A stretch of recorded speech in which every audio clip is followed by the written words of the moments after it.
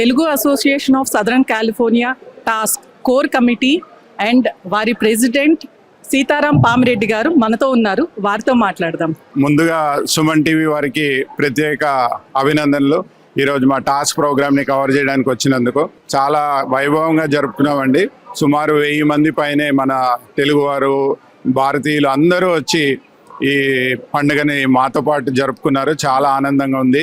So task తరఫున ఇలాంటి మంచి మంచి కార్యక్రమాలు చేయాలన్నదే మా ముఖ్య ఉద్దేశం. నేను ఇంతకుముందు కూడా ఉగాది అప్పుడు కలిసినప్పుడు చెప్పాను, మన భాషను కానీ మనకున్న ట్రెడిషన్ సంస్కృతిని కానీ మన భావితరాలకి అందియాలన్నదే మా టాస్క్ యొక్క ముఖ్య ఉద్దేశము. దానికి తగ్గట్టుగానే మేము ప్లానింగ్ చేసుకుంటూ ముందుకెళ్తూ ఉన్నాము. ఎవ్రీ ఇయర్ రకరకాల కార్యక్రమాలతో మీ ముందుకు వస్తున్నాము.